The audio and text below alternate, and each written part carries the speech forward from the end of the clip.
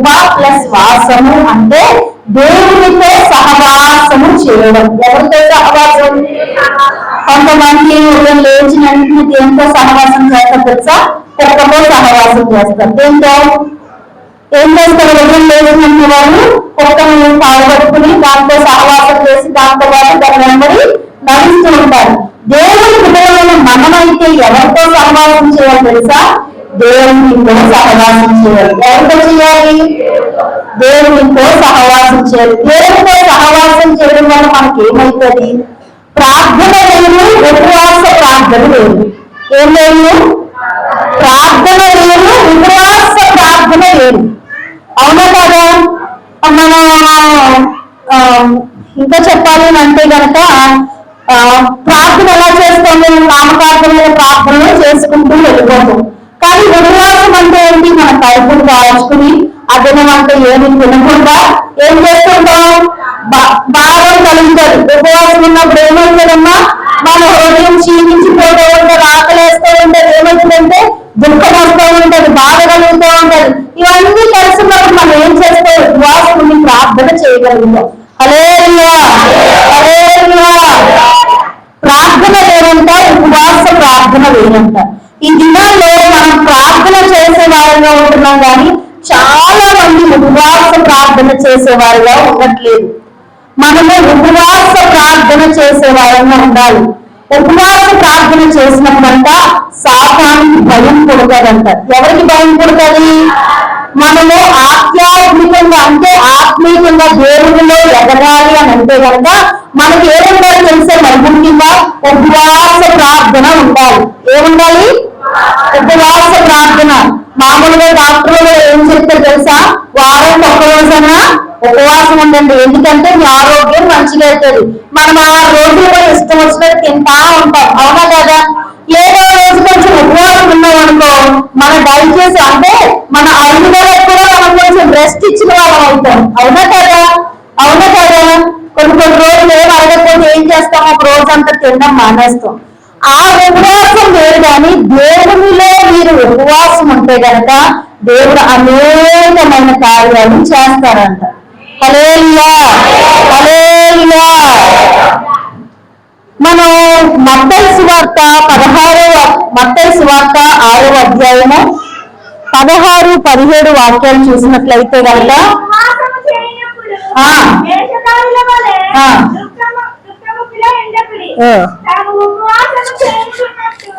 మనుషులకు కనపడవలనని వారు తమ ముఖములను వికారము చేసుకుంటున్నారు, వారు తమ ఫలము పొందుతున్నారని నిశ్చయముగా మీతో చెప్తున్నాను. ఆమేన్. హల్లెలూయా, హల్లెలూయా. మనము ఉపవాసం ఉన్నప్పుడు ఎలా ఉండకూడదంట? వేషధారుల వలె ఉండకూడదంట. ఎలా ఉండకూడదంట? వేషధారుల వలె ఉండకూడదంట. మరి ఎలా ఉండాలంట? దుఃఖము కొంచెం.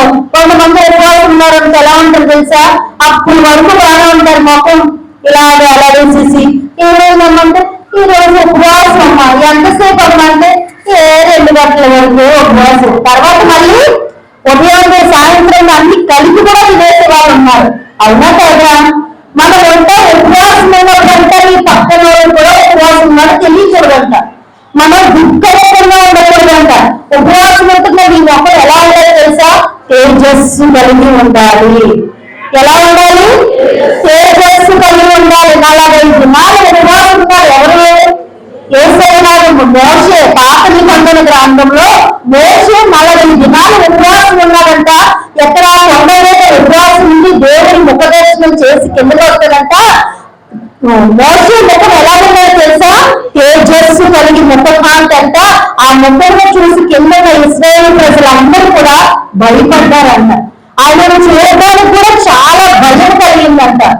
నేను అనే మాట ఏంటంటే మీరు వేషధారుల వరకు ఉపవాసం చేయక తండ్రి ముఖ దర్శనం చేయాలనే ఉపవాస ప్రార్థన కనుక మీరు చేస్తే కనుక మీ ముఖంను చూసినప్పుడు మీ శత్రువైన సాతానికి భయం పుడతారు. ఎవరికి భయం పుడతారమ్మా? శత్రువైన సాతానికి భయం పుడతారు. మనం చేసే ప్రార్థన మనకి శక్తిని కలిగించేదిగా ఉండాలి. మనకి భక్తిని ఇంకా ఎక్కువగా పుట్టించేదిగా ఉండాలి. మనం అలా ఉండాలంటే ఉపవాస ప్రార్థన అనేది మన జీవితంలో చాలా ప్రాముఖ్యం. ప్రార్థన వేరు, ఉపవాస ప్రార్థన వేరు. ఉపవాసం ఉన్నప్పుడు నరాలన్నీ బలహీనం అయిపోతుంటాయి, శరీరం క్షీణించిపోతుంది. అయినా నువ్వు ఎవరి కోసం ఉపవాసం చేస్తున్నావు? దేవుని కోసం చేస్తున్న ఉపవాసాన్ని దేవుడు చూస్తాడంట. మనం వేషధారుల వలె ఉపవాసం చేయకూడదంట. దుఃఖంతో ఉపవాసం ఉన్నప్పుడంట అస్సలు ఉండకూడదంట. సంతోషంగా ఉండాలి. ఎలా ఉండాలి? సంతోషంగా. ఇంటికి చుట్టాలు వచ్చారనుకో, ఎందుకు వచ్చారా బాబా ముఖం పెడతారా? నీకు ఇష్టమైన వాళ్ళు వచ్చారనుకో, నీకు ఇష్టమైన వాళ్ళు వేసినప్పుడు మీరు దుఃఖంగా ఇలా పెట్టుకుని ఉంటారా? ఉంటారు కదా. ఎలా ఉంటారు? చాలా సంతోషంగా ఉంటారు. నీ ఉపవాసం నుండి ప్రార్థన చేసినప్పుడు నీ తండ్రి నిన్ను దర్శించడానికి వస్తాడు. హల్లెలూయా. అలా వచ్చినప్పుడు నీ ముఖం ఎలా ఉండాలి తెలుసా? తేజస్సు కలిగి ఉండాలి. ఎలా ఉండాలి? తేజస్సు కలిగి ఉండాలంటే నువ్వు దుఃఖముఖంతో కాక వేషధారుల వలె ఉపవాసం ఉండక దైవ భక్తి కలిగి దేవునికి తగిన ఉపవాసం అనేది నువ్వు చేయాలి. హల్లెలూయా. దానియేలు గ్రంథము 9వ అధ్యాయము 3వ వాక్యాన్ని కూడా చదవండి. దానియేలు గ్రంథము 9వ అధ్యాయము.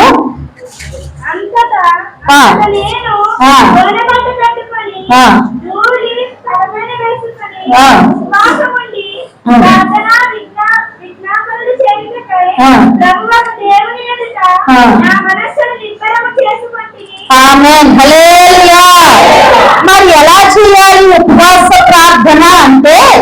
నిర్భరము కలిగి చేయాలంట. మనస్సుని నిర్భరము చేసుకుని ఉపవాస ప్రార్థన చేయాలంట. ఎలా చేయాలంట? మనస్సును నిర్భరం అంటే నీ ఏకాగ్రత అంతా కూడా ఈ ఉపవాసం అయ్యాలి, ఏం తినాలి అని ఉండకూడదు. నేను ఉపవాస ప్రార్థన ముగించగానే నేను దేని నిమిత్తమైతే ఉపవాసం నుండి ప్రార్థన చేస్తున్నానో ఆ కార్యము నా పట్ల దేవుడు జరిగిస్తాడు. హల్లెలూయా. నువ్వు అలా నమ్మి నీ మనస్సును ఏం చేసుకోవాలి తెలుసా? నిర్భరము చేసుకుని ఉపవాసం నుండి ప్రార్థన చేయాలంట. ఎలా చేయాలమ్మా? మనస్సుని నిర్భరణ చేసుకోవాలి. మనస్సుని నిర్భరణ చేసుకుని ఉపవాసం నుండి ప్రార్థన చేస్తే అది దేవునికి ఇష్టమైన ఉపవాస ప్రార్థనగా ఉంటుంది. వేషధారుల వలె ఉండకుండా, దుఃఖములై ఉండకుండా మనస్సుని నిర్భరణ చేసుకుని ఉపవాస ప్రార్థన చేస్తే కనుక ఆ ఉపవాస ప్రార్థనను చూసిన దేవుడు నిన్ను ఏమాత్రం కూడా దాటి వెళ్ళని దేవుడుగా ఉంటున్నాడు. హల్లెలూయా. మీ కుమారుడు ఎవరైనా, మీ కుమార్తెనా, కుమారుడైనా ఉదయం నుంచి నాకు ఆకలి లేదు, నేను తిన్నా, నాకు వద్దు అని చెప్పేసి ఉన్నారనుకో, మీ ప్రాణం ఎలా ఉండాలి? అయ్యో నా కొడుకు ఉదయం నుంచి ఏం తినలేదమ్మా, అయ్యో నాకు కూతురు ఏం తినలేదమ్మా ఉదయం నుంచి, అమ్మో ఎంత ఎంత ఏమైందో ఏమో, కడుపులో ఎలా ఉందో ఏమో, ఒంట్లో ఎలా ఉందో ఏమో, ఏ బలహీనత ఉందో మీరు కలవడుతూ ఉంటారు. అవునే కదా? మరి తండ్రి కోసం మీరు ఉపవాసం నుండి ప్రార్థన చేస్తున్నప్పుడు మీ ప్రార్థన దేవుడు వినరా? మీరు ఉపవాసం అంటే మీ కడుపును చంపుకొని మీరు దేని ఆహారం తీసుకోకుండా దేవుడి కొరకు చేసే ఉపవాస ప్రార్థనని దేవుడు తప్పక చేస్తాడు. శరీరానుసారమైన మనస్సు కలిగిన మనము మన పిల్లల నిమిత్తము ఎంతో కన్నీరు గారుస్తాం కదా. వారు ఒక్క పూట తినకపోతే మరి ఆత్మ సంబంధమైన తండ్రి మన హృదయాలు బలపరుచుకుని మనము మనస్సును నిర్భరణ చేసుకుని ఉపవాసం నుండి కన్నీరు కార్చి దేవుని సన్నిధిలో అడిగినప్పుడు మన ప్రార్థనలు ఆలకిస్తాడా? ఆలకించడా? తప్పక ఆలకిస్తాడంట ఆయన. ప్రార్థన కన్నా ఉపవాసం నుండి ప్రార్థన చేసినప్పుడంట మరి అధికంగా ఆయన వెళ్తాడంట. హల్లెలూయా. మార్కు సువార్త 11వ అధ్యాయం ఉంటుంది. ఒక వాడికంట దయ్యం పట్టుకుని నిలవే ఆడించేస్తానంట, మోగ చెవిటి భయమంట, విలవిల ఆడించేస్తుంటేనంట ఎంతగానో శిష్యులు ప్రార్థన చేస్తున్నా కానీ వదిలిపెట్టలేదంట. కానీ యేసయ్య వచ్చి ప్రార్థన చేసినప్పుడంట అది వెంటనే పిలిచి వెళ్ళిపోయిందంట. అప్పుడు శిష్యులు అడుగుతున్నారంట, ఇది ఎలా జరిగింది ప్రభువా అంటే అక్కడ ఫుట్ నోట్ లో రాయబడి ఉంటుంది, ఇది కేవలం ఉపవాస ప్రార్థన వలననే జరిగింది. హల్లెలూయా. ఉపవాస ప్రార్థన చేసినప్పుడంట మన శరీరంలో ఉన్న ప్రతి ఒక్క బలహీనత కూడా దూరం అయిపోతుంది. నువ్వు బలహీనురాలువే, నువ్వు ఎన్నో దినాల నుంచి నీ శరీరంలో బాలేదు, నువ్వు ఎన్నో రోగముల చేత, నీకు ప్రయాసకరమైనటువంటి రోగాల చేత ఎంతో బాధపడుతున్నావు. కానీ ఒక్క దినమైన మీరు ఉపవాసం ఉండి ప్రార్థన చేశారనుకో, నీ శరీరంలో ఉన్న ప్రతి ఒక్క బలహీనత వేస్తూ తొలగిస్తారు. మనం ఎలాంటి ప్రార్థన చేయాలి తెలుసా? వేషధారణతో ఉపవాస ప్రార్థన చేయకూడదు. ఉపవాసం ఉన్నప్పుడు దుఃఖపడకూడదు, అస్సలే ఉండకూడదు. ఎలా ఉండాలంట? మనస్సును నిర్భయం చేసుకుని ప్రార్థన చేయాలి. అక్కడ దానియేలుకి ఎంత సమస్య వచ్చింది తెలుసా? ముందు చూస్తేనేమో ఏమున్నాయి? సింహాలు ఉన్నాయి. సింహాలు ఉంటే మనమైతే ఏం చేస్తామమ్మా? గడగడ వణికిపోతాం. కానీ మనస్సును నిర్భరం చేసుకున్నాడు. ఎందుకు తెలుసా? నా తండ్రి నన్ను రక్షించగలడు, నా తండ్రి నన్ను రక్షించగలడు. ఆయన ఎన్నో దినాల నుంచి ఉపవాసం నుండి ఎన్నో రకాల ప్రార్థనలు చేస్తూ ఉన్నారు కాబట్టి సింహాల ప్రేమలోకి వెళ్ళిన దానియేలు ఏమాత్రం కూడా భయపడలేదంట. సింహాలు ఇంకా తల వంచి ఆయనకి నమస్కారం చేస్తాయట. ఎందుకు తెలుసా?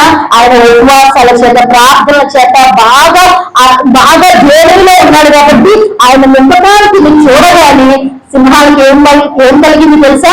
భయము కలిగి అవి ఏం చేస్తున్నాయంట? తిరిగి నమస్కారం చేస్తున్నాయంట.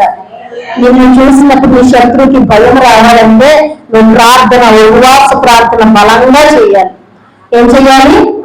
అందరూ అంటారు, అమ్మా నేను చేయలేకపోతున్నానమ్మా ఉపవాస ప్రార్థన, అయ్యో ఎలాగమ్మా అంటారు. మీ ఇంట్లో ఎవరికైనా కలక చెందిందనుకో, ఎవరైనా అనారోగ్యంతో హాస్పిటల్ ఉన్నారనుకో, తిండి గురించి ఆలోచిస్తామమ్మా? మనము ఏం తింటున్నామో ఆలోచన చేస్తామా? వారు చావు బ్రతుకుల మధ్యలో ఉన్నారు, మరణ పడకలో ఉన్నారు, ఎప్పుడు ఏ క్షణమో తెలియదు. మనకు ఆహారం యొక్క మనసు లాగుతారా? ఏ మాత్రం కూడా లాగదు. శరీర సంబంధమైన మనుషుల కోసం మనం ప్రయాసపడి ఏం చేస్తామో ఆహారాన్ని వాడు పట్టించుకోకుండా వారి కొరకు ఎంతగానో ప్రయాసపడతాం. కానీ ఆత్మ సంబంధమైన తండ్రి కోసం మనం ఎప్పుడైతే కడుపు మార్చుకుని ఉపవాసం ఉండి దేవుని సన్నిధిలో కనిపెడతామో ఆ ప్రార్థన దేవుడు తప్పక ఆలకించి నీకున్న ప్రతి సమస్యకు కూడా జవాబునిస్తాడంట. జవాబు తెచ్చే ప్రార్థన ఉన్నది అని అంటే అది ఉపవాస ప్రార్థన. ఏం ప్రార్థన అమ్మా? ఉపవాస ప్రార్థన. ఉపవాసం ఉండి బాగా ప్రార్థన చేయాలి. మీ భర్త మారలేదా? మీ పిల్లలు మారలేదా? మీ కుటుంబంలో సమస్యలు తీరలేదా? మీరు ఏం చేయాలి తెలుసా? ఇప్పుడు వరకు ప్రార్థన చేస్తారేమో, మీరు ఒక్క వారంలో ఒక్క దినమైన ఉపవాసం ఉండి కన్నీరు దాచి దేవుడి సన్నిధిలో మీరు ప్రార్థన చేశారనుకో, ఆ ప్రార్థన ఏం చేస్తాడు తెలుసా? దేవుడు ఆలకిస్తాడు. ఏం చేస్తాడు? ఆలకిస్తాడు. మరి ఎవరు ఎలాంటి ప్రార్థనలు చేశారు బైబిల్లో అంటే, మనము కొంతమంది ఉపవాసం నుండి చేయకూడని ప్రార్థనలు చేశారు, కొంతమంది ఉపవాసం నుండి చేయగలిగిన ప్రార్థన చేసినప్పుడు ఎవరికి ఉపవాస ప్రార్థన ద్వారా జవాబు అందింది, ఎవరికి ఉపవాస ప్రార్థన ద్వారా జవాబు అందలేదో ఈ దినం మనం తెలుసుకుందామా? ఎవరెవరు ఉపవాసం చేస్తే వారికి కార్యాలు జరిగినాయి, ఎవరెవరు ఉపవాసం నుండి ప్రార్థన చేసినా గానీ కార్యాలు జరగలేదో మనం చూసుకున్నాం. హల్లెలూయా, హల్లెలూయా. ఉపవాస ప్రార్థన అనేది 50 సార్లు బైబిల్లో రాయబడి ఉంది. ఎన్నిసార్లు రాయబడి ఉందమ్మా? 50 సార్లు రాయబడి ఉందంట. ప్రతి ఒక్క దైవ సేవకుడు కూడా ఏం చేయాలి తెలుసా? విశ్వాస అయిన దైవ సేవకులైనా ఎప్పుడైతే ఉపవాసముని దేవుని సన్నిధిలో గడుపుతారో ఆ ప్రార్థనను దేవుడు తప్పక ఆలకిస్తాడు. మనం చూసినట్లయితే కనుక కీర్తనలు 69వ అధ్యాయము, కీర్తనలు 69వ అధ్యాయము 10వ వాక్యాన్ని మనం చదువుదాం.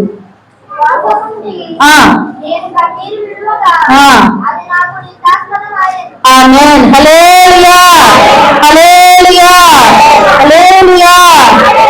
ఉపవాసం ఉంది అంట, ప్రార్థన చేసినంట, అది నిందాస్పదమైందంట. హల్లెలూయా.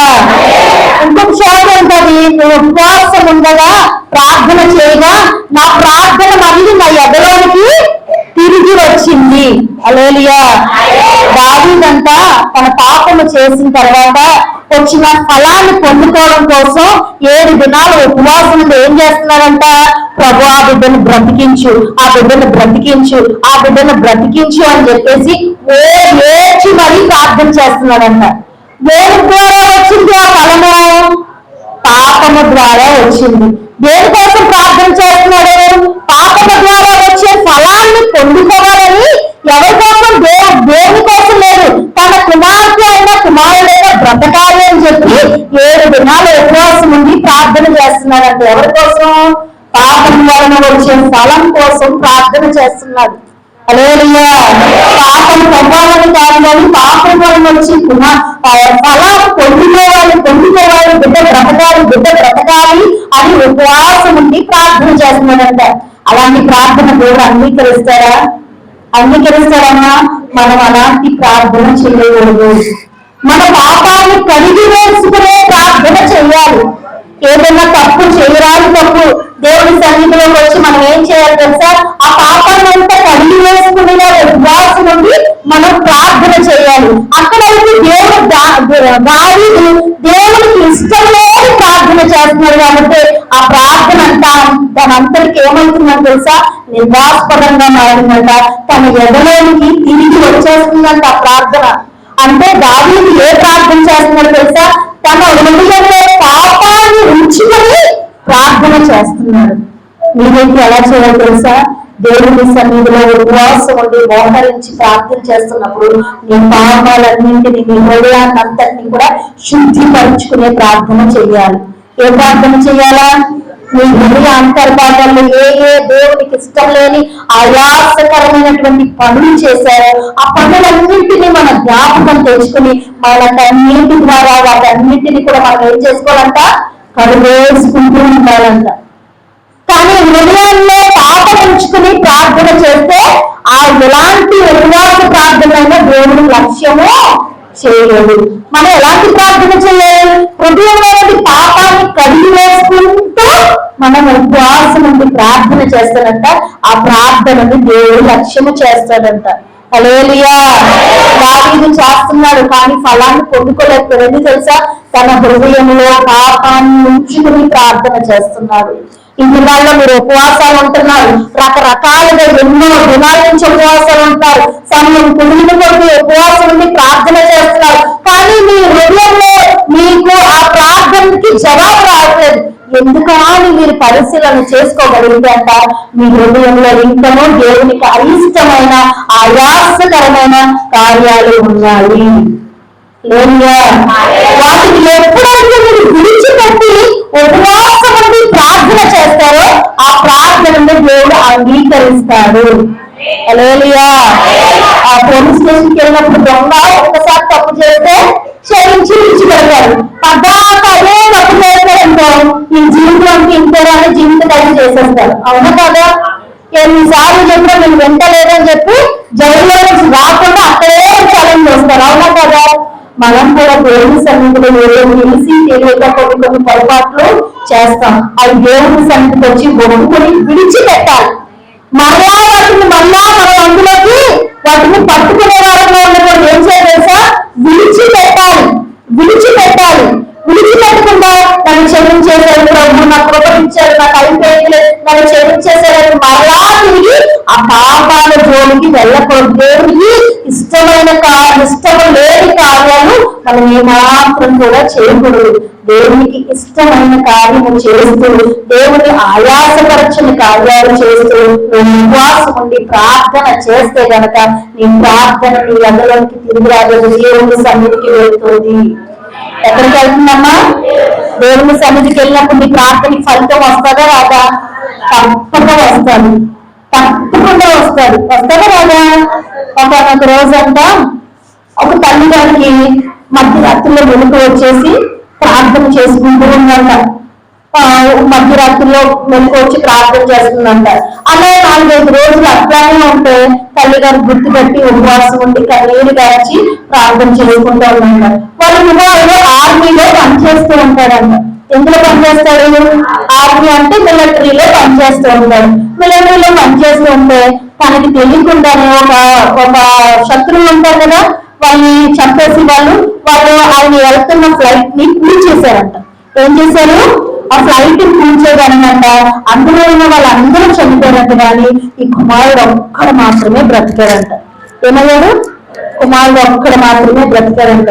వెంటనే ఈ దేవుడు మనం మాట్లాడలేదు చెప్పేసి వెంటనే తన తల్లికి ఫోన్ చేసి, అమ్మ ఇలా జరిగింది, ఇలా నాకు శత్రువు ఇలా చేశారు, కానీ అందరూ నాతో ఉన్న వారు అందరూ చనిపోయారమ్మా, మరి నేను ఎలా బ్రతికానో నాకే తెలియదు, నేను ఎలా బ్రతికాను, అసలు అంతమంది అలా చనిపోయినప్పుడు ఆ ఫ్లైట్ కాలిపోయినప్పుడు నేను ఎలా బ్రతికానో నాకే తెలియదు. ఆ కాలిపోయినప్పుడు అంటే అది ఐజెక్ట్ చేసినట్టు ఆ మనిషి వచ్చి ఒక చెట్టు మీద పడిపోయి అలాగే ఉన్నాడంట, బ్రతికారంట. నేను ఇలా జరిగిందమ్మా వాళ్ళ తల్లికి చెప్తే వాళ్ళ తల్లి అంటుందంట, నీ కోసం నేను 7 దినాల నుంచి ఉపవాసం నుండి ప్రార్థన చేస్తున్నానా, దేవుడు నీకున్న సమస్యలను ఎదుర్కొంటున్న సమస్య గురించి నాకు చెప్పాడు, అందుకే నేను ప్రతి రాత్రి కూడా నీ కొరకు నేను ప్రార్థన చేస్తున్నాను. హల్లెలూయా. అది గుర్తించిన తన తల్లి అంట 7 దినాలు ఉపవాసం చేసినప్పుడు ఇక్కడ ఈ తల్లి చేస్తున్న ప్రార్థనను బట్టి అక్కడ ఏం చేశాడు? కుమారుణ్ణి ప్రమాదంలో నుండి తప్పించాడు. హల్లెలూయా. మీరు ఇక్కడే ఉన్నాము, మీ పిల్లలు ఎక్కడే ఉన్నాము, మీ పిల్లలు ఎక్కడే ఉన్నారు, మీరు ఎక్కడెక్కడో ఉంటుంటారు. మీరు ఏం చేయాలి తెలుసా? మీ పిల్లల నిమిత్తం మీరు ఉపవాసాలు ఎక్కువగా ప్రార్థన చేయాలి. హల్లెలూయా, హల్లెలూయా.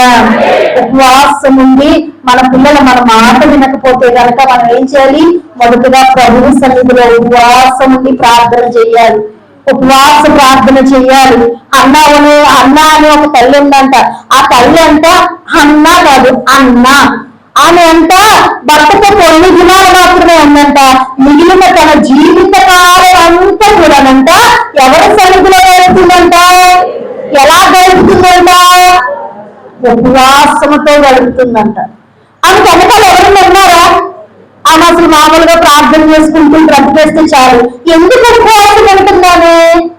ఆమె హృదయంలో ఏదైనా దేవుడిని ఆయాసపరిచే కార్యం ఏదైనా చేసిందేమోనని తన అంత బ్రతికిన రోజులు కూడానంట ఎక్కువగా ఉపవాసానికి ప్రార్థన చేసుకుంటూ దేవుని సన్నిధిలో బ్రతికిందంట. నేను కూడా దేవుని సన్నిధిలో ఎలా ఉండాలి తెలుసా? ఉపవాసాలతో ఎక్కువగా దేవుని ముఖదర్శనము చేసేవారుగా ఉండాలి. ఆ ఉపవాస ప్రార్థన కూడా ఎలా చేయాలి తెలుసా? మన హృదయంలో పాపాన్ని లక్ష్యంగా పెట్టుకుని చేసేవారంగా కాక పాపాన్ని విడిచిపెట్టి దేవునికి ఆయాసకరమైన విషయాలన్నింటినీ విడిచిపెట్టి మనం ఎప్పుడైతే ప్రార్థన చేస్తామో ఆ ప్రార్థనను దేవుడు అంగీకరిస్తాడు. హల్లెలూయా, హల్లెలూయా. బైబిల్లో కొంతమంది కొన్ని విషయాల్లో ప్రార్థన చేశారు. వారు ఏ రీతిలో ప్రార్థన చేశారు, ఎలా పొందుకున్నారు అనేది మనం తెలుసుకుందాం. మనం ఎలా ప్రార్థన చేయకూడదంట? వేషధారుల వలె ప్రార్థన చేయకూడదు, దుఃఖం కలిగి ప్రార్థన చేయకూడదు. మరి ఎలా ప్రార్థన చేయాలి? మనస్సును నిర్భయం చేసుకుని ప్రార్థన చేయాలి. ప్రార్థన చేసినప్పుడు మనలో ఏదైనా పాపమును లక్ష్యము చేసుకున్న పాపం అనగా దేవుని ఆయాసపరిచే కార్యాలు. దేవుడు వెళ్ళొద్దు అంటారు, నువ్వు వెళ్తాను అంటారు. నీకు వెళ్తే అక్కడ ఏముంటది? శ్రమ కలుగుతుంది. అవునా కదా? మనం అందరం మన నిత్య జీవితంలో ఎదుర్కొంటున్నాయే. కొన్ని చోట్లకి దేవుడు వెళ్ళొద్దు అంటారు, కానీ మీరు మొండి పట్టుకెళ్ళి వెళ్తారు. అక్కడ ఏదో చెడ్డ కార్యం జరుగుతుంది, మిమ్మల్ని కష్టపెట్టి కార్యమో మీకు ఇబ్బంది కలిగే కార్యమో జరుగుతుంది. అంత నష్టపోయిన తర్వాత ఏమనుకుంటారు తెలుసా? దేవుడు నన్ను వెళ్ళొద్దు అన్నాడు కదా, అయినా నేను వెళ్ళాను కదా, అందుకే నాకు ఈ కార్యం జరిగింది. కానీ మనం ఎప్పుడైతే దేవుని మాట విని బ్రతుకుతామో అప్పుడు మనం అది మేలుకరంగా మార్చబడతారు. మనం కూడా దేవుని ఆయాసపరిచే కార్యాలు ఏవి మనలో ఉండకుండా మనం ప్రార్థన చేస్తే ఆ ప్రార్థనని దేవుడు ఆరాధిస్తాడు. హల్లెలూయా. యెజ్రా పుస్తకము 8వ అధ్యాయము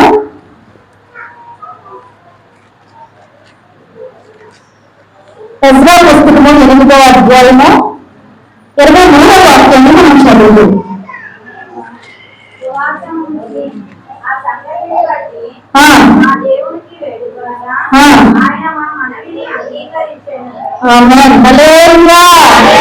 నేను ఉపవాసం ఉంది ఆ సంగతిని బట్టి మా దేవుని వేడుకొనగా ఆయన మా మనవిని ఆలకించెను.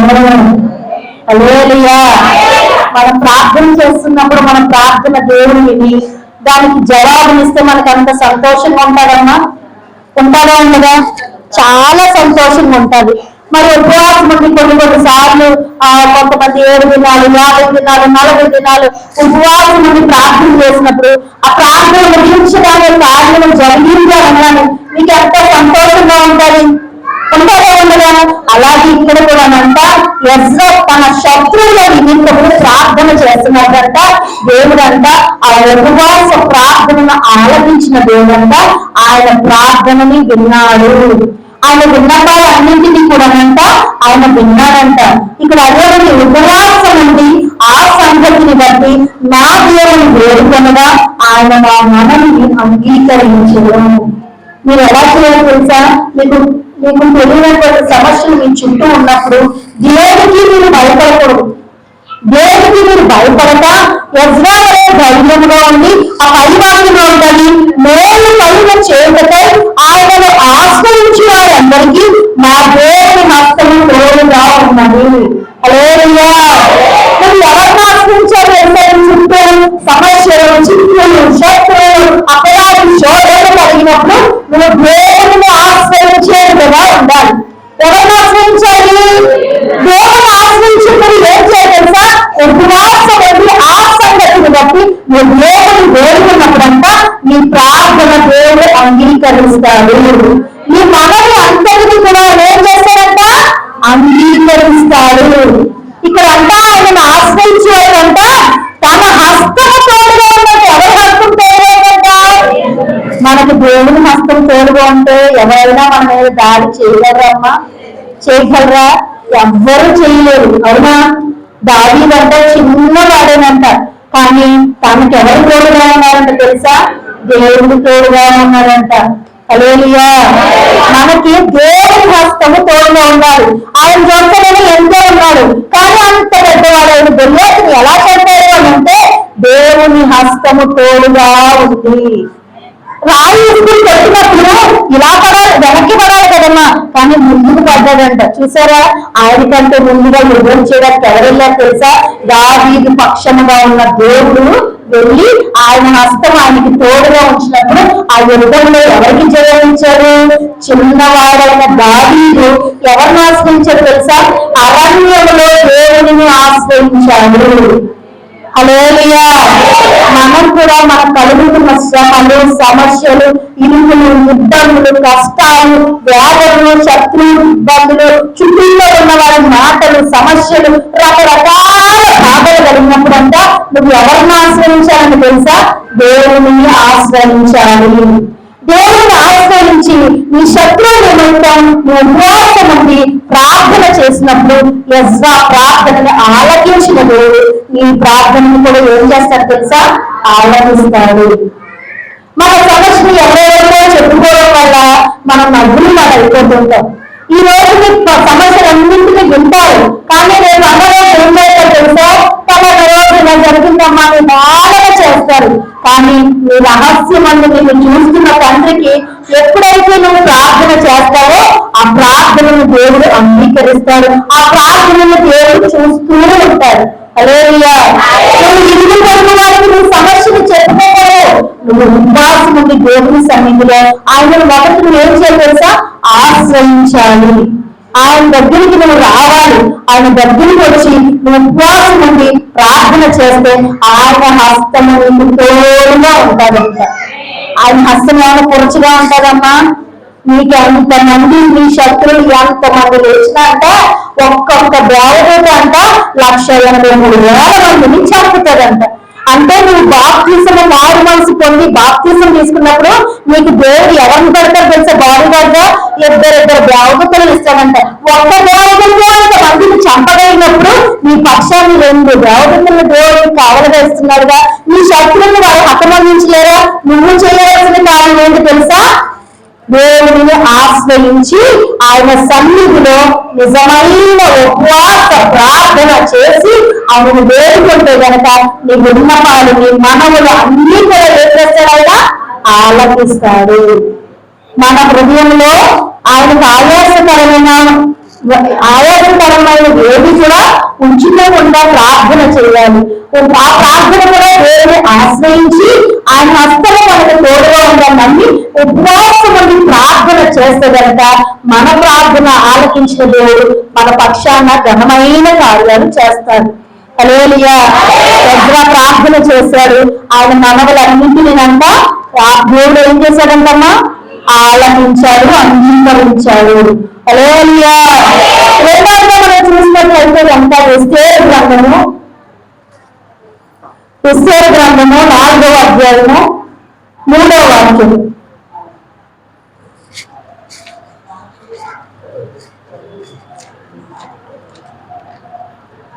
ఎస్తేరు గ్రంథము 4వ అధ్యాయము 3వ వాక్యం.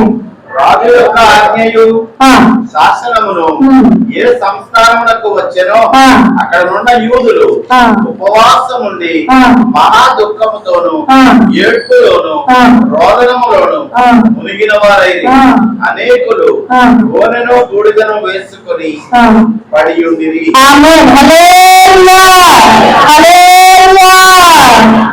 అక్కడున్న రాజాజ్ఞ ఎస్తేరు గ్రంథంలో ఆ యూదులందరినీ చంపించేయాలని ఎప్పుడైతే రాజాజ్ఞ వినబడిందనంట అక్కడున్న ప్రజలందరూ కూడానంట ఏం చేస్తారంట? ఉపవాసం ఉండి దేవుని వేడుకుంటున్నారంట. రాణిలోని ఎస్తేరు కూడా ఏం చేస్తుందంటే తెలుసా? జనుల నిమిత్తము ఉపవాసం ఉండి ప్రార్థన చేస్తుందంట. ఇక్కడ ఎలాంటి ప్రార్థన చేస్తున్నారు తెలుసా? దుఃఖముతో ఉపవాసం ఉంది, మహా దుఃఖముతో అంట. ఎలాంటిదంట? మహా దుఃఖములో ఉండి ఏపులతోనూ రోగములతోనూ ఉపవాసం ఉండి ప్రార్థన చేస్తున్నారంట. హల్లెలూయా.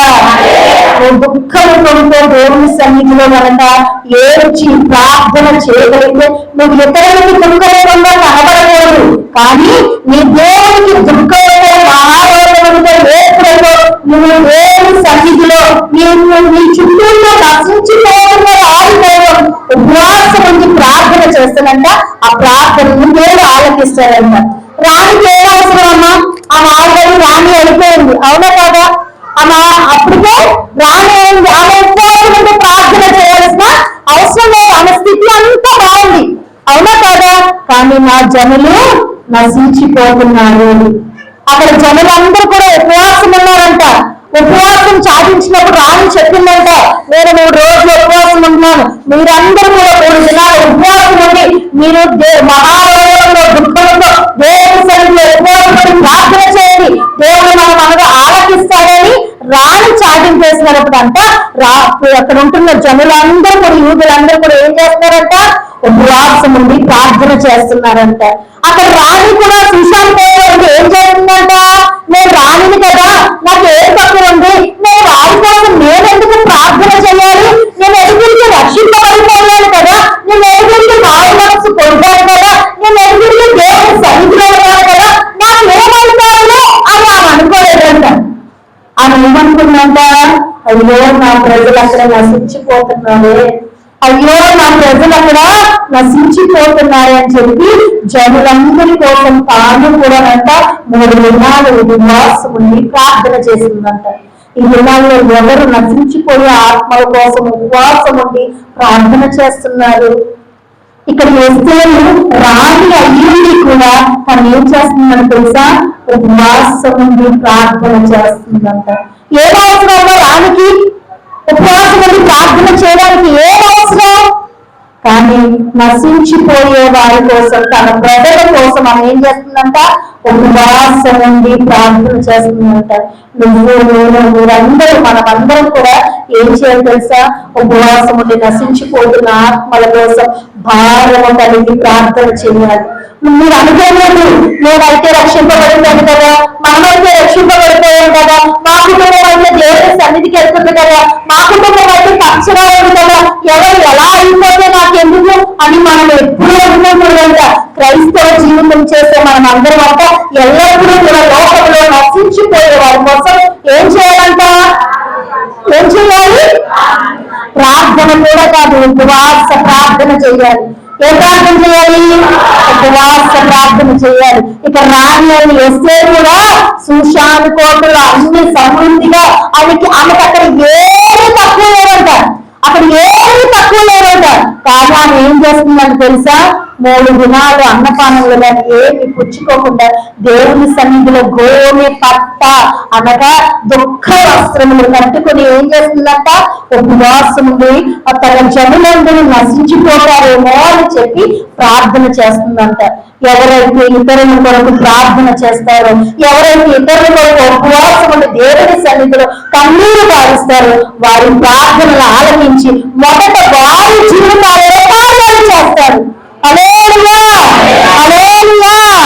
ఇప్పుడు రాణి ఉపవాసం ఉండి ప్రార్థన చేసినప్పుడు మొదట మేలు ఎవరికి కలిగింది తెలుసా? రాణికి కలిగింది.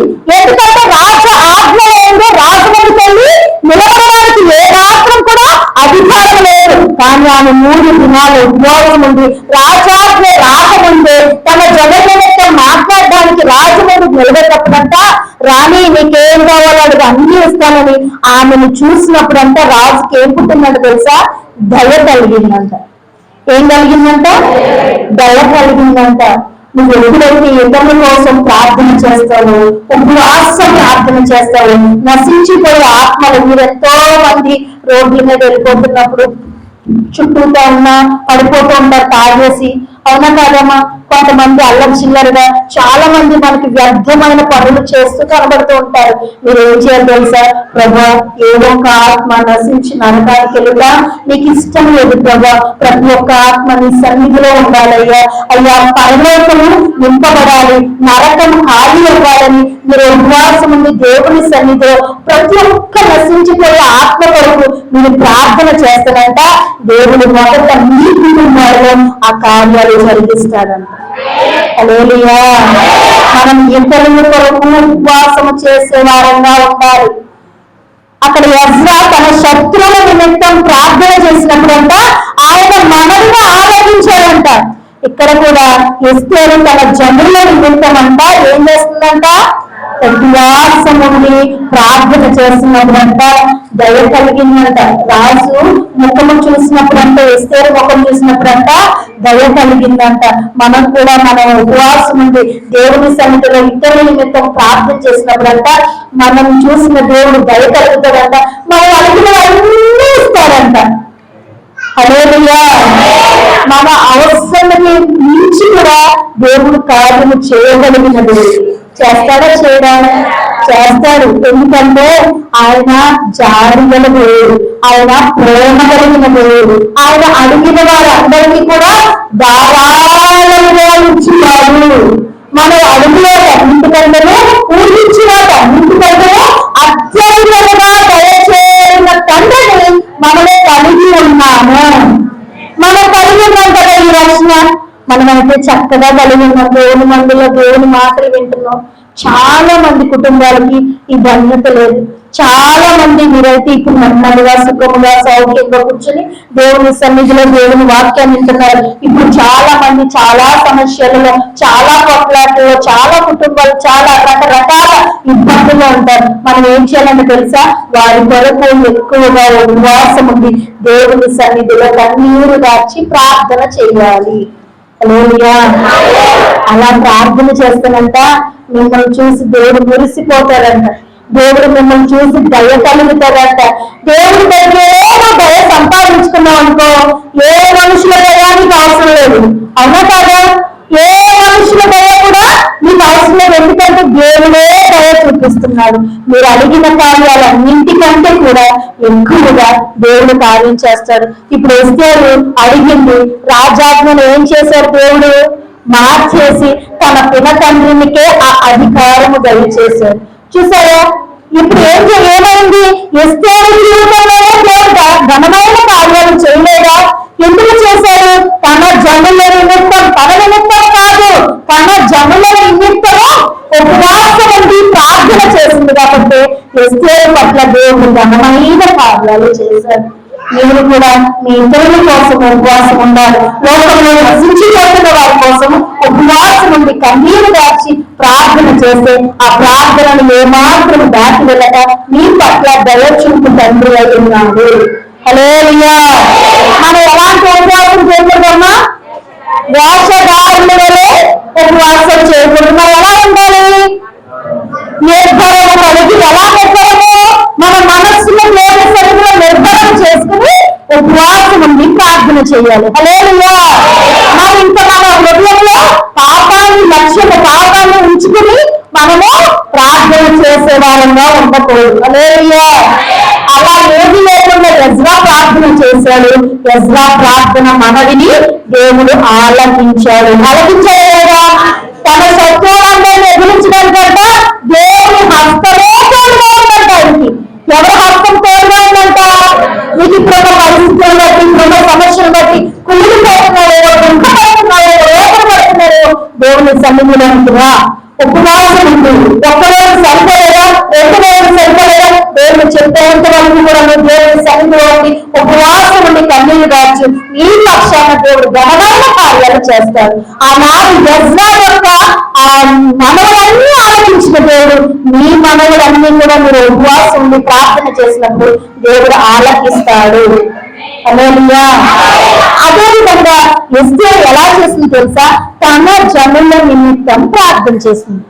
ఇతరుల కొరకు మీరు ఎప్పుడైతే ఉపవాసం ఉండి ప్రార్థన చేస్తారో ఆ ప్రార్థనను దేవుడు అంగీకరిస్తాడు. మన కొరకు మనం ప్రార్థన చేసుకునే వారంగా కాక మొదట మనం ఏం చేయాలంటే తెలుసా? ఇతరుల కొరకు ప్రార్థన చేయాలి, ఉపవాస ప్రార్థన చేయాలి. ఇతరుల కొరకు ఉపవాస ప్రార్థన చేసింది కాబట్టి ఎస్తేరును దేవుడు ఆశీర్వదించాడు. ఈ రోజుల్లో మీరు కూడా ఇతరుల కోసం, నశించిపోయే వారి కోసం, మారు మనసు లేని వారి కోసం, త్రాగులోతుల కోసం, రకరకాల పరిస్థితుల్లో పాపాల్లో చిక్కుపోతున్న వారి కోసం మీరు ఎప్పుడైతే ప్రార్థన చేస్తారో ఆ ప్రార్థనను దేవుడు ఆలకించి మొదట మీ కుటుంబాలలో కార్యాలు చేస్తారు. హల్లెలూయా. అది మరి మా కోసం చేసుకోవద్దమ్మంటే మొదట మీ ఇతరుల కోసం చేయాలి, తర్వాత మీ కొరకు చేసుకోవాలి. కొంతమంది ప్రార్థన ఎలా ఉంటదంటే ఎప్పుడు మా కుటుంబం మా కుటుంబం మా కుటుంబం అలా ప్రార్థన చేసిన వాళ్ళందరూ కుటుంబాలు చుట్టూ బాగుంటాయి కానీ వాళ్ళ కుటుంబం ఏం బాగోదు. నువ్వు ఎప్పుడు కూడా ఇతరుల కోసం ప్రార్థన చెయ్యాలి. హల్లెలూయా. హల్లెలూయా. ఇతరుల కోసం ప్రార్థన చేయాలి. ఇక్కడ ఎస్తేరు కూడా తన సుఖంగా ఉంది, సౌఖ్యంగా ఉంది. అవసరానికి ప్రార్థన అవసరమా? అవసరం లేదు. కానీ ఏం చేస్తుంది? ప్రార్థన కూడా రాదు, ఉపవాసం ఉండి ప్రార్థన చేస్తుందంట. రాజుకోట్లో తిండి తక్కువ ఉంటాడమ్మా, రాజుకోట్లో వసతులు తక్కువ ఉంటారా? ఏం తక్కువ ఉండదు. కానీ 3 దినాల పాటు అన్నపానములు ఏమీ పుచ్చుకోకుండానంట తను ఏం చేస్తుందంట? ప్రార్థన చేస్తుందంట. మీరు కూడా లోకంలో నశించిపోతున్నవారు, మీకైతే రక్షణ దొరికింది కదమ్మా. చాలా మంది లోకంలో కలిసిపోయే వారు ఉన్నారు కదా, వాళ్ళ కోసం మీరు అధికంగా ప్రార్థన చేయాలి. హల్లెలూయా. 3వ చూసినట్లయితే నెహెమ్యా గ్రంథము 1వ అధ్యాయము 4వ వాక్యం చదువుదాం.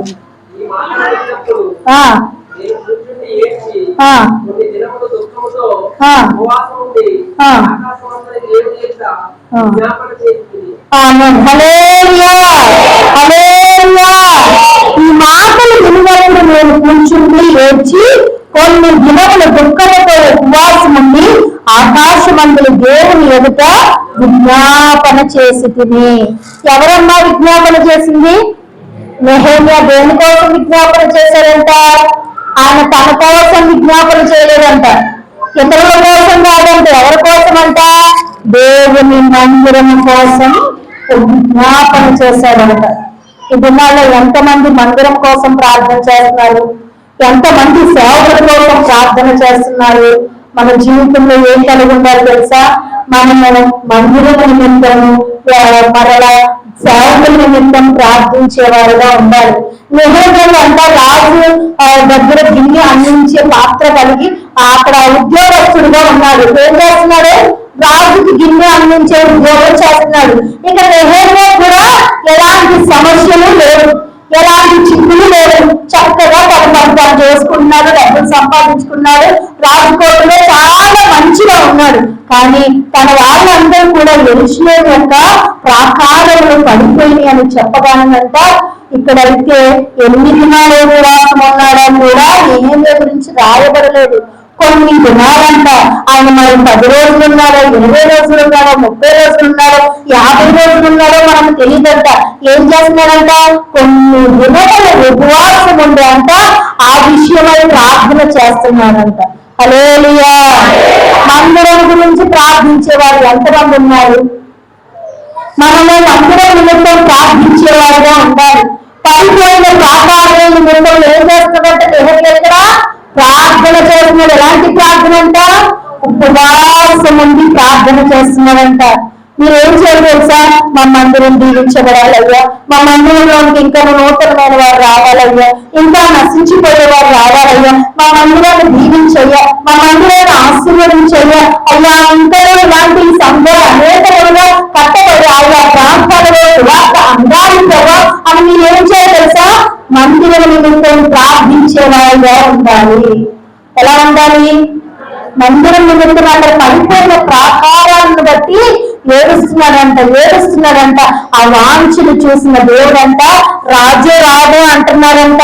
ఏమన్నా ఎందుకు నువ్వు దుఃఖముగా ఉన్నావు, నీకు ఏమైంది, నీ బాధ ఏంటి అని చెప్పి అడిగినప్పుడంట వెంటనే నిజంగా చెప్తున్నాడంట, మా పితరుల ప్రాకారంలో పాడైపోయిందమ్మా, మా ఎరుషులేరు పాడైపోయిందమ్మా, నేను వెళ్ళి దాన్ని పని చేయాలమ్మా అని చెప్పేసి అంటున్నాడంట.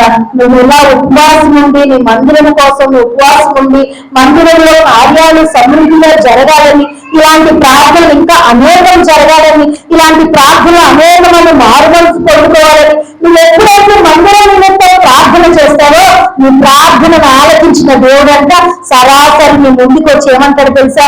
నా బిడ్డ నీకే కార్యం కావాలో చెప్పు, నేను చేస్తాను అంటాడంట. హల్లెలూయా. ఇప్పుడు ఉపవాసం ఉండి ప్రార్థన చేసినప్పుడు ఎవరు చూశారంట?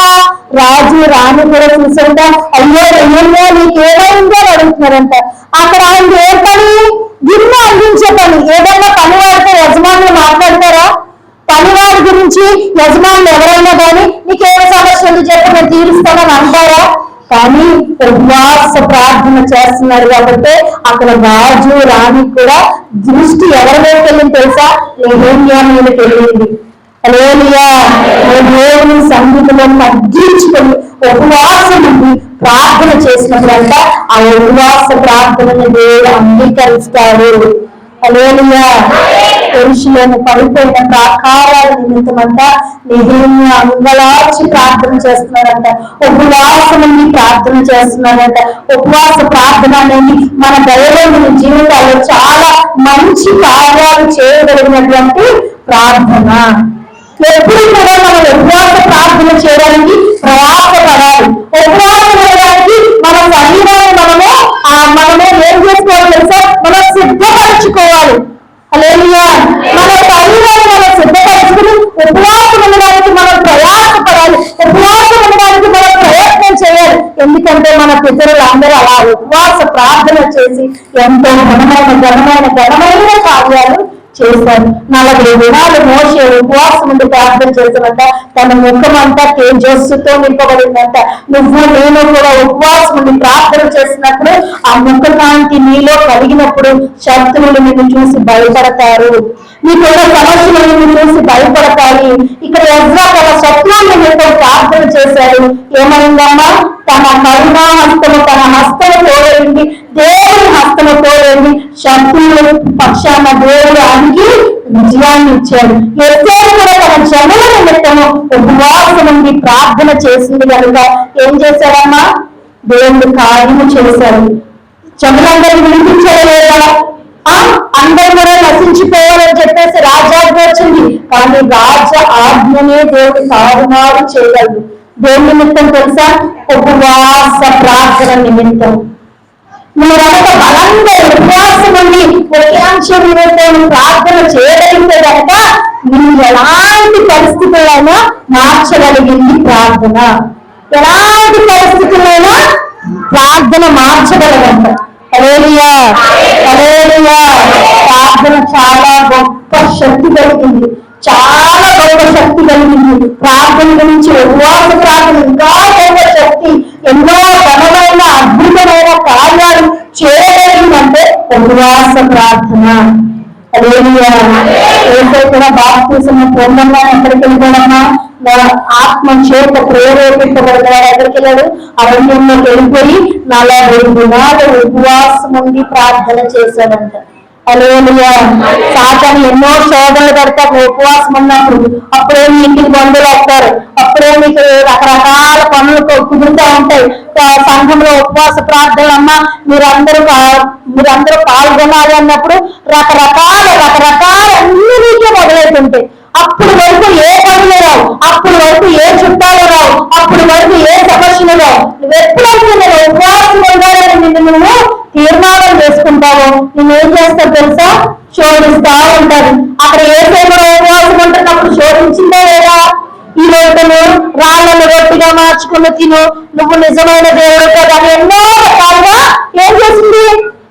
సాతాను శోధించింది. మీరు కూడా ఉపవాసం నుండి ప్రార్థన చేసినప్పుడు సాతాను శోధిస్తుంది తెలుసా? ఉపవాస ప్రార్థనలో శక్తి ఉంది, ఉపవాస ప్రార్థనలో బలం ఉంది. ఆ ఉపవాస ప్రార్థన చేస్తే మీ ఆత్మీయ జీవితం ఏమైపోతుందో తెలుసా? బలపరచబడిపోతాడని ఆ సాతానికి భయం పుట్టి నేను ఉపవాసం ఉండకుండా నానా రకాలుగా నేనేం చేస్తాను? గలిబిలి చేయాలని చూస్తాను. కానీ నువ్వేం చేయాలి తెలుసా? మనస్సుని నిర్భరణ చేసుకుని ఉపవాసం ఉండి యజ్రావలే నువ్వు ప్రార్థన చేయగలిగితే నీ శత్రువులందరి ముందు దేవుడు నిన్ను కనపరుస్తాడు. నీ శత్రువులందరి విషయంలో దేవుడు నీకు నెమ్మదినిస్తాడు. నశించుకునే ఆత్మల కొరకు నువ్వు ఉపవాసం ఉండి ప్రార్థన చేస్తే నిన్ను బట్టి అనేక ఆత్మలు నరకానికి వెళ్లకుండా పరలోకానికి సిద్ధపరచబడతారు. హల్లెలూయా. మూడవదిగా మందిరం నిమిత్తం మనం ప్రార్థించే వాళ్ళం కాదు. పరిచయ ప్రాకారాల నిమిత్తం అంట నెహెమ్యా 8 దినాలు ఉపవాసం ఉన్నాడో కూడా తెలియదు. అలా ఉపవాసం ఏం చేశాడంట? ప్రార్థన చేశాడంట. మీరు కూడా మందిరం నిమిత్తము సేవకుల నిమిత్తం ప్రార్థించే వాళ్ళు ఎలా ప్రార్థన? ఉపవాసం ఉండి ప్రార్థన చేయాలి. ఉపవాసం ఉండి ప్రార్థన చేసినప్పుడంట రాజు రాణి కూడా అంట దృష్టి నిలిపారంట. ఎవరైనా దృష్టి నిలిపారంట? నెహెమ్యా దృష్టి నిలిపారంట. ఒక పనివాడి మీద అధికారులు ఏం చేశారంట? కార్యం దృష్టి నిలిపారంట. నువ్వు కూడా నీ స్థాయి చిన్నదే అయి ఉండొచ్చు, మీ స్థాయి చిన్నదే అయి ఉండొచ్చు, మీరు అందరికన్నా తక్కువ పనులు చేస్తూ ఉండొచ్చు. కానీ మీరు ఎప్పుడైతే కనుక ఉపవాసం ఉండి దేవుని సన్నిధిలో గడుపుతూ ఉంటారో మీ పైన ఉన్న వారు మీ మీద జాలి కలిగి ఉంటారు. హల్లెలూయా. మీరు ఎలా ప్రార్థన చేయాలమ్మా? ఉపవాసం నుండి ప్రార్థన చేయాలి. ఒక యజ్రావలే ప్రార్థన చేయాలి, ఒక ఎస్తేరు వలే ప్రార్థన చేయాలి, ఒక నెహెమ్యా వలే మీరు ప్రార్థన చేయాలి. అన్న అంట తిండి తిప్పుడు ఏమీ లేకుండా తన కుమార్తె కోసం ఏం చేస్తుందంటమ్మా? ఎలా చేస్తుందంట తెలుసా? ఉపవాస ప్రార్థనలో కూడా మూలిందంట. దేవుడు మూలిని ఉంటాడు తెలుసా? మీ ఇంట్లో ఏదైనా కార్యం జరిగిందనుకో మీరు ఎలా ఏడుస్తారు? దుఃఖంతో కుమిలి ఉపవాసం ఉన్నప్పుడు అలా కుమిలి దేవుని సన్నిధిలో మీ సమస్యలన్నిటినీ చెప్పుకున్నప్పుడు ఆ ప్రార్థన ఆయన ఏమాత్రం కూడా దాటి వెళ్ళాడు. ఆయన ఎవరు తెలుసా? మన కన్నీటిని చూసి దాటి వెళ్ళని దేవుడు. ఆయన కరుణావాత్సల్యము కలిగిన వాడు. ఆయనకి నువ్వు ఎవరో తెలుసా? పిల్లలన్నమాట. పిల్లలైన మనోభావాన్ని ఆయన దృష్టి నిలుపుతాడు. మీ ఆయాసం చేత ప్రయాస చేత ఉపవాసం నుండి ప్రార్థన చేసినప్పుడంట ఆ ప్రార్థనను దేవుడు ఆలకిస్తాడంట. పౌలు గారు కూడా మనం చూసినట్లయితే పౌలు గారు సంఘం నిమిత్తము తన పిల్లలందరినీ అంటే అక్కడ ఉంటున్న సంఘస్థులందరినీ రక్షించడం కోసం ఏం చేస్తున్నాడంటే తెలుసా? దేవుని కొరకు అనేకమైన రోజులు ఉపవాసాలతోను జాగారాలతోను అనేకమైనటువంటి సమస్యలంట, రకరకాలైన సమస్యలంట. పౌలు గారు ఏమన్నా చిన్న వ్యక్తి కాదు, చాలా పెద్ద వ్యక్తి. ఆయన అనేక విద్యలు కలిగిన వాడు. ఆయన చాలా మంచి చదువుకున్నవాడు. ఆయన గత దినాల్లో కేవలం హింసకుడు, దూషకుడు, హానికారుడు. ఎప్పుడైతే దేవుని రుచిని తెలుసుకున్నాడో ఆయన ఏం చేస్తున్నాడంట? దేవునిలో ఎక్కువగా ప్రయాసపడుతున్నాడంట, ఎక్కువగా శ్రమ పడుతున్నాడంట, ఎక్కువగా ఉపవాసాలు ఉంటున్నాడంట. ఎందుకు తెలుసా? ఏ ఆత్మ కూడా నశించి నరకానికి వెళ్ళకూడదని. ఏ ఆత్మ కూడా నశించిపోకూడదని దేవుని కొరకు ఎన్నో ప్రయాసాలు పడ్డాడంట, ఎన్నో జాగారాలు చేశాడంట, ఎంతో మంది చేత దెబ్బలు తిన్నాడంట, ఎన్నో ఎన్నో ఎన్నో శ్రమలు ఆపదలు కలిగినదంట. దేవుణ్ణి మాత్రం ఏ మాత్రం కూడా ఆయన పట్టుకున్న రక్షణను విడిచిపెట్టలేదంట. మీరు కూడా ఏం చేయాలి తెలుసా? మీరు పొందుకున్న రక్షణ ఎలాంటి పరిస్థితులు మీకు ఎదురైనా సరే మీరు గట్టిగా పట్టుకుని ఉండాలి. మీకు ఎలాంటి సమస్యలు వచ్చినా నా దేవుడు నన్ను రక్షించగలిగిన సమర్థుడు. అక్కడ శత్రువు నష్టకు అభిజ్ఞానం కూడా ఎక్కడ వేసేసారమ్మా? అగ్నిగుండంలో ఏమన్నా తెలుసా? మా దేవుడు రక్షింపగలిగిన సమర్థుడు. ఒకవేళ రక్షింపకపోయినా మాకు పర్వాలేదు కానీ నీ దేవుళ్ళకు మేము మొక్కని మనం అలాంటి తీర్మానం కలిగి ఉండాలి, అలాంటి ప్రతిష్ట కలిగి బ్రతకాలి. ఎప్పుడైతే ఉపవాసం ఉంటారో అలాంటి ప్రతిష్టత మీకు వస్తుంది, అలాంటి భక్తి మీకు వస్తుంది. ప్రార్థన మాత్రమే చేసేవారుగా కాక ఉపవాస ప్రార్థన చేసేవారుగా మీరు ఉండాలి. ఎలాంటి ప్రార్థన? ఉపవాస ప్రార్థన చేసేవారుగా ఉంటే దేవుని కొరకు మీరు ఎంత దూరమైనా ప్రయాసపడతారు. దేవుని కొరకు ఏ కార్యము చేయాలంటే కానీ మీరు వెనకం చేయరు. దేవుని కోసం ఏ కార్యం చేయాలంటే కానీ మీరు సిద్ధపడతారు. హల్లెలూయా, హల్లెలూయా. అలాంటి ప్రార్థన మనందరిలో దేవుడు దయచేయాలి. అలాంటి ఉపవాస ప్రార్థన మనందరిలో దేవుడు దయచేయను గాక. చివరి ఒక మాట చదువు. ఏవేళ పుస్తకము 2వ అధ్యాయము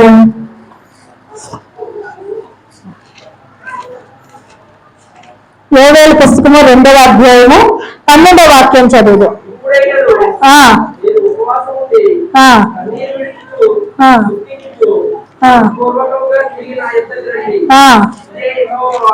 ఆమేన్, హల్లెలూయా. ఇప్పుడైనా మీరు ఉపవాసం నుండి కన్నీరు విడుచుచు దుఃఖించుచు మనఃపూర్వకంగా తిరిగి నా యొద్దకు రండి. హల్లెలూయా. దాని కింద వాక్యం ఉంటది, ఇదే యెహోవా వాక్కు. మీ దేవుడైన యెహోవా కరుణా వాత్సల్యము గలవాడును శాంతమూర్తియు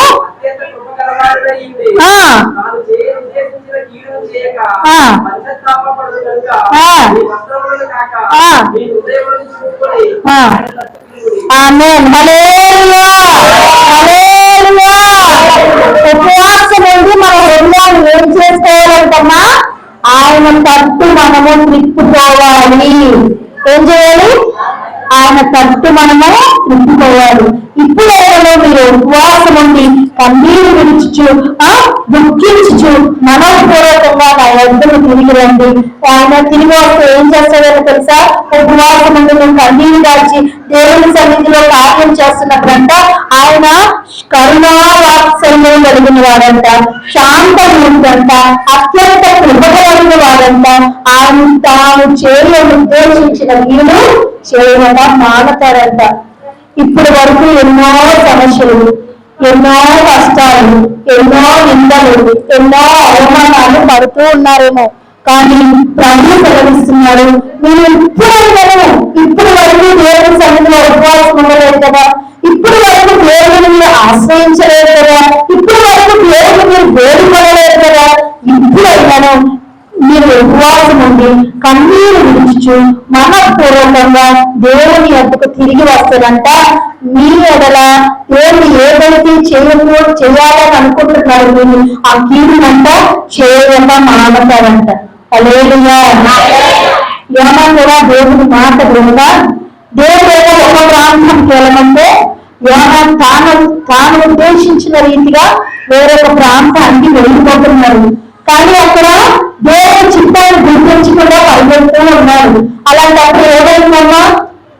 దేవుడు ఏం చేశారు? ఆయనకి కీడుని కలిగించారు. అవునా కాదా? ఏం చేశారు? ఒక పెద్ద చేపను పంపి మింగేమని చేపకి దేవుడు ఆజ్ఞ ఇచ్చాడు. ఎవరికి కీడు చేయమని? యోనాకి కీడు చేయమని. మరి కీడు చేశాడు లేదా? ఇప్పుడు 3 దినాల పాటు యోనా ఎక్కడున్నాడు? చేప కడుపులో అంటే ఉపద్రవంలో ఉన్నాడంట. చేప కడుపులో లైట్లు ఉంటాయా? వెలుతులు ఉంటాయా? చేప కడుపులో చుట్టూ చూడొచ్చా? ఏముంటదమ్మా? అటు ఇటు కదలలేని పరిస్థితి, ఉపవాసం, చీకటి. అక్కడ 3 దినాల పాటు ఉపవాసం ఉండి ప్రార్థన చేస్తున్నారంట. అక్కడ ఆహారం ఉందా? తిండిలో ఏమైనా నీరున్నదా? ఏమీ లేదు. పశ్చాత్తాపడంతా అక్కడ ఏం చేస్తున్నారంటే తెలుసా? 3 దినాల పాటు ఉపవాసం ఉండి ప్రార్థన చేస్తున్నారంట. తాను చేయాలని ఉద్దేశించిన వీడినంట ఆ ప్రార్థనను చూసిన దేవుడంట మరలా చాపకి ఆజ్ఞని చేయలేదంట, బయట కక్కి వేయమని చాపకి ఆజ్ఞ ఇచ్చాడంట. హల్లెలూయా. మనం కూడా మనపూర్వకంగా అంటే మన హృదయపూర్వకమైన ఉపవాస ప్రార్థన దేవుని సన్నిధిలో కన్నీరు కాచి చేస్తానంట. ఆయన శాంతమూర్తంట, కరుణా వాత్సల్యం కలిగిన వారంట. మీ పట్ల ఏమైతే చెయ్యాలని కీడు ఉద్దేశించారో ఆ కీడంతా ఆయన ఏం చేస్తాడంట తెలుసా? చేయక మానతాడంట.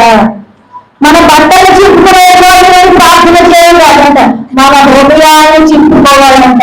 అంటే మన హృదయపూర్వకమైన ప్రార్థన ఆయన సన్నిధిలో మనం చేయాలంట. ఏ ప్రార్థన చేయాలమ్మా? మన హృదయపూర్వకమైన ఉపవాస ప్రార్థన చేయాలి. అలాంటి ఉపవాస ప్రార్థన బలమైనదిగా ఉంటుంది. ఎలా ఉంటుంది? బలమైనదిగా ఉండాలి, శక్తి కలిగినదిగా ఉండాలి. ఏ ప్రార్థనైనా దేవుడు దాటి వెళ్తారు. ఉపవాస ప్రార్థనని, కన్నీటి ప్రార్థనని ఆయన ఏ ప్రార్థన దాటి వెళ్ళదు. ఎందుకంటే కొన్ని ప్రార్థన దాటి వెళ్తారు అంటే వారెవరు కూడా హృదయపూర్వకంగా చేసే ప్రార్థన కాదు. నామకార్థంగా చేసే ప్రార్థన ఉంటుందా? ఉదయకాలంలో వచ్చి ఒక 5 నిమిషాలు చేసే ప్రార్థన ఉంటుందా? ప్రభావం రాత్రి అంతా కాపాడు, నన్ను మళ్ళీ వచ్చాము, బాగుంది, స్తోత్రం, అయిపోయింది అంతే. మళ్ళా దేవుని సరికి వాళ్ళు ఎప్పుడు వస్తారు తెలుసా? మళ్ళీ సాయంకాలం పడుకునే వాళ్ళు వస్తారు. ఏం చేస్తారు? ప్రభావం అంతా పొద్దునంతా కాపాడేది, నీకు స్తోత్రం, నన్ను పడుకుంటున్నాను, మంచి నిద్ర కలిసి నేను పడుకుంటాను. అవునా? ఆ ప్రార్థన దేవుడు ఏమాత్రం అంగీకరించదు. మీరు ఎలా చేయాలి తెలుసా? దేవుని సన్నిధిలో ఉపవాసం ఉండి గంటలు నువ్వు ప్రార్థన చేసి చూడండి. ఏ విషయం నిమిత్తమైతే నువ్వు ప్రార్థన చేస్తున్నావో ఆ ప్రార్థన ఏమాత్రం కూడా ఆయన దాటి వినదు. ఆచారబద్ధంగా వస్తున్న ప్రార్థనలు మనం చేయకూడదు. ఉదయకాలం, సాయంకాలం ఒక 5 నిమిషాల ప్రార్థన, 5 నిమిషాల ప్రార్థన చేయకూడదు. దేవుని సన్నిధిలో ఎక్కువగా ఉపవాసాలతో మనం కన్నీరు దాచి హృదయపూర్వకంగా, మనపూర్వకంగా మన హృదయాన్ని ఆయన తట్టు తిప్పుకొని చేసే ప్రార్థనని దేవుడు ఆలకిస్తాడంటే. హల్లెలూయా. ఇప్పటి వరకు మీరు అందరూ కూడా ఎలా ప్రార్థన చేస్తున్నారో మీకు తెలుసు, అవునా కాదా? ఆచార భక్తి కలిగినటువంటి ప్రార్థన చేస్తున్నారా? హృదయాన్ని ఆయన వైపు తిప్పుకునేలా ప్రార్థన చేస్తున్నారా? ఏ ప్రార్థన చేస్తున్నారో మీకు తెలుసు. ప్రభు సెలవిస్తున్నాడు, మీ వస్త్రములను కాక మీ హృదయాలను చింపుకొని మీరు దేవుని సన్నిధిలో ప్రార్థన చేయండి. కానీ ఆ ప్రార్థన ఎలా చేయాలి తెలుసా? ఉపవాసం ఉండి ప్రార్థన చేయండి. ఆ ప్రార్థనని దేవుడు ఏమాత్రం కూడా దాటి వెళ్ళడు. ఎజ్రా ప్రార్థన దాటి వెళ్ళాడమ్మా? దాటి వెళ్ళాడా? ఎజ్రా ప్రార్థన దాటి వెళ్ళాడు. ఎస్తేరు ప్రార్థన దాటి వెళ్ళాడా? ఎస్తేరు ప్రార్థనలు కూడా దాటి వెళ్ళాడు. నెహెమ్యా ప్రార్థించినప్పుడు ఆయన ప్రార్థన వినకుండా ఉన్నాడా? ఏమాత్రం కాదు. ఎవరైతే ఎంతమంది భక్తులైతే తను ఆశ్రయించి ప్రార్థన చేశారో వారందరి ప్రార్థనలు కూడా దేవుడు ఆలకించాడు. ఇప్పుడు మనమందరం కూడా మన హృదయపూర్వకంగా మనం ఎప్పుడైతే మన హృదయాన్ని ఆయన తట్టు త్రిప్పుని మనము ప్రార్థన చేస్తామో ఆ ప్రార్థనను దేవుడు మానక వింటాడు. హల్లెలూయా. ఉపవాసం ఉన్నప్పుడంతా వేషధారుల వలె మనం ఉండకూడదంట. ఉపవాసం ఉన్నప్పుడంతా దుఃఖముఖముతో మేము ఉపవాసం ఉంటున్నాం అన్నట్టుగా మన ముఖాలు కనబడకూడదు, తేజస్సు కలిగి ఉండాలి. నువ్వేమి రోజులో ఉపవాసం ఉన్నా, అవునా ఏ రోజులో ఉపవాసం ఉన్నావన్నా, అయ్యో నీ ముఖం ఏంటి ఎంత ప్రకాశంగా ఉంది అనేలా ఉండాలి. కానీ 7 రోజులతో మీరు ఎలా ఉపవాసం తెలుసా, ఎలా నీరసం అయిపోయేవారుగా ఉండకూడదు. ఎలా ఉండాలి? తేజస్సుతో ఉండాలంట. హల్లెలూయా. మన మనస్సును నిర్భరము చేసుకుని ప్రార్థించే వారంగా ఉండాలి. అలా ప్రార్థన చేసిన ఎజ్రా విషయంలో, ఎస్తేరు విషయంలో, నెహెమ్యా విషయంలో దేవుడు ఘనమైన కార్యాలు చేశాడు. వారి ప్రార్థన అన్ని కూడా దేవుని సన్నిధికి చేర్చబడ్డాయి. మీ ఇంకన్న హృదయంలో దేవుని ఆయాసపరుచుకునే కార్యాలు ఉంచుకుని ఉపవాసం ఉండి ప్రార్థన చేస్తామో అలా చేయదు. అలా చేసిన ప్రార్థనకి ఏమాత్రం కూడా ప్రతిఫలమే రాదు. మీ హృదయంలో ఉన్న ప్రతి చెడుని తొలగించుకొని ప్రతి పాపాన్ని దేవునితో ఒప్పుకొని ఆయాసమైనటువంటి అన్నింటినీ కూడా దేవుని సన్నిధిలో విడిచిపెట్టి నువ్వు ఎప్పుడైతే ప్రార్థన చేస్తావో ఆ ప్రార్థనని దేవుడు అంగీకరిస్తాడు. హల్లెలూయా, హల్లెలూయా. మనం అందరి కోసం దేవుడు ఇంకనూ చేతులు చాపనిచ్చాడు. ఎంతో మంది లోబడకుండా, ఎంతో మంది దేవుని కార్యాలు గుర్తించకుండా, ఎంతో మంది దేవుడు చేసిన అనేక దేవుళ్ళు మర్చిపోయి కృతజ్ఞత లేని హృదయంగా ఉండి ఎంతో మంది దేవునికి దేవస్తులుగా ఉన్నారు. కానీ దేవుడు అంటున్నాడు, ఇంకనూ నేను కరుణావాత్సల్యం కలిగిన వాడు, ఇంకనూ నేను శాంతమూర్తిని. ఏం చేస్తున్నాడంట? ఆయన మన కొరకు ఎదురు చూస్తూనే ఉన్నాడంట. ఇప్పుడు వరకు చేసిన భక్తి నీకు ధైర్యమే కనిపించలేదమ్మా, నీకు శక్తిని కలిగించలేదమ్మా. ఇప్పటి నుంచి అయినా దేవుని వాక్యము విన్న నీవు నీ మనస్సును నిర్భయం చేసుకుని నీ హృదయాన్ని ఆయన వైపు తిప్పుకొని ఉపవాసం ప్రార్థన చేయి. నీ ఆత్మీయ జీవితాన్ని దేవుడు రాను వృద్ధి చెందించునుగాక. ఎందుకు తెలుసా? ఆయన కరుణావాత్సల్యం కలిగిన వాడంట. ఆయన ఈ పనులు దీర్ఘశాంతము చూపిస్తున్నాడు. ఎందుకంటే నీకు ఇచ్చిన రక్షణను నడవలను కాపాడుకోవాలని నువ్వు రక్షించుకోవడం ఆయనకి ఇష్టం లేదు. ఎందుకంటే ఒకప్పుడు నువ్వు రక్షించుకోవాలని ఆయన స్మరణ నేర్చేసారన్నా ఆయన కొన్నాడు మనల్ని. ఎవరన్నా కొంటారమ్మా మనల్ని? ఎవరన్నా మనల్ని కొనగలరా? ఆయన అంట స్మరత్వాన్ని వెలగాయించి కొన్నాడంట.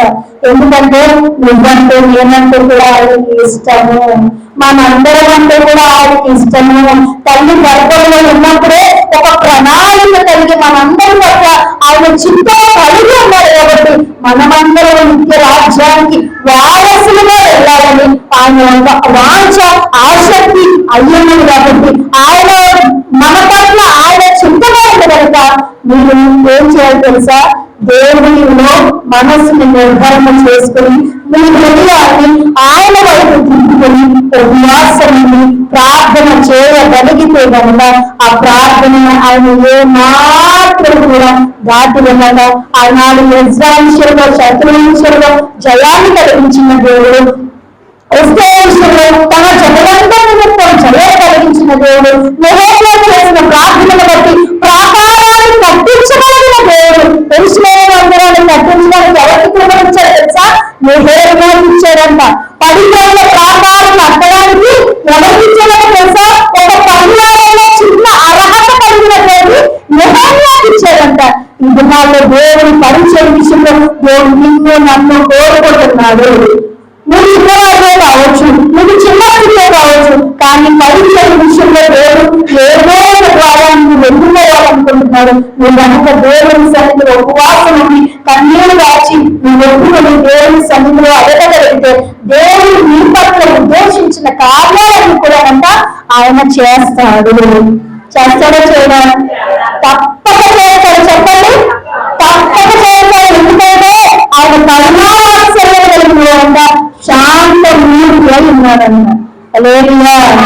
ఆ శాంతమూర్తిని మనం ఎప్పుడు కూడా విడిచిపెట్టకూడదు. ఆ కరుణావాత్సల్యం కలిగిన దేవుడికి మనం ఎప్పుడు కూడా ఇబ్బంది కలిగించే కార్యాలు చేయట, దేవునికి ఇష్టమైన కార్యాలు చేస్తూ ఆయన ముఖ దర్శనం మనం అందరము చేయదుగాక. హల్లెలూయా. అందరూ మోకరించండి, అందరూ మోకరించండి. ప్రభు సన్నిధిలో ఒక తీర్మానం చేసుకోండి. ప్రభు సన్నిధిలో ఒక తీర్మానం చేసుకోండి. మోకరించండి. ప్రభు సన్నిధిలో ఒక తీర్మానం చేసుకోండి. ప్రభా, ఇప్పుడు వరకు నేను ఉపవాసం ఉన్నాను కానీ భక్తి లేని ఉపవాసం చేశానేమో ప్రభా, ఉపవాసం చేశానేమో ప్రభా, ఒక ఏదైనా ప్రభా నీ సన్నిధిలో నా మనస్సుని ప్రభా నిర్ధారణ చేసుకుని ఉపవాసం వెళ్ళడానికి ప్రభా నువ్వు నాకు కృపణించండి. నాయన స్తోత్రం, సహాయం చేయాలని స్తోత్రం. ప్రభా ప్రభా నీ సన్నిధిలో తీర్మానం చేసుకుంటున్నాను నాయన, నీ సన్నిధిలో తీర్మానం కలిగి ఉన్నాను నాయన. ప్రభా నా ప్రార్థన ఆలకించిన అయ్యా తండ్రి, నా హృదయంలో ప్రభా లక్ష్యం ఉంచుకోగా ప్రభా, నీకు ఆయాసకరమైన కార్యాలు ప్రభా ఏమి ఉంచుకోవాలైనా నేను ఉపవాసం నుండి ప్రార్థన చేయడానికి ప్రభా నేను నాకు కార్యాలు జరిగించడం అయినా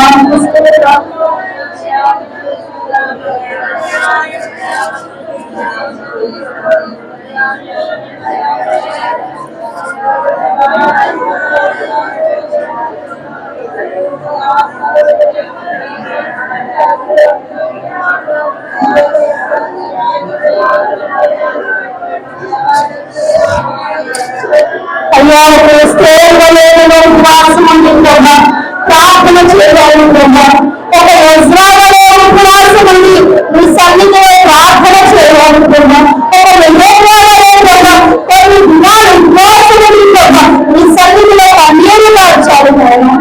నాకు కృపనివ్వండి నాయన, నాకు కృపనివ్వండి నాయన, నాకు కృపనివ్వండి ప్రభా. అయ్యా అయ్యా అయ్యా ఇక్కడ వరకు చేసిన ప్రార్థన నా ఎగరానికి తిరిగి వచ్చిందేమో ఆయన. ఇక మీదటనైనా ప్రభా నేను చేసే ప్రార్థన ప్రభా నీ సన్నిధికి చేరాలి అయినా, నీ సన్నిధికి చేరాలి అయినా. అలా చేయాలంటే నాయన నేను ఎన్నో పిల్లల్లో కన్నా పిలవాలి అయినా, నేను ఎన్నో కన్నా పిలవాలి అయినా. అయ్యా తండ్రి నా పట్ల నేను శాంతం కలిగి ఉన్నావు ప్రభా, నా పట్ల నేను కరుణ వాత్సల్యం కలిగి ఉన్నావు ప్రభా. అయ్యా నువ్వు నాకు సహాయం చేసి, అయ్యా నువ్వు నాకు సహాయం చేసి, అయ్యా నువ్వు నాకు సహాయం చేసి బయట మాట్లాడి అయ్యా నేను ఉపవాసం అనుకున్నప్పుడు ప్రభా, ఉపవాసం ప్రార్థన చేసినప్పుడు ప్రభా, కన్నులను సన్నిధిలో పారిస్తున్నప్పుడు ప్రభా ఆ ప్రార్థనలు ఆలోచించగలిగలేదు ప్రభా.